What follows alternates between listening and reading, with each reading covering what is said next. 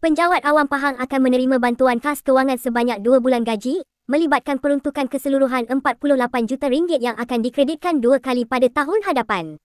Berita baik itu diumumkan Menteri Besar, Datuk Seri Diraja Haji Wan Rosdi Wan Ismail ketika membentangkan Belanjawan Pahang 2026 pada sidang Dewan Undangan Negeri di Wisma Sri Pahang pada Jumaat.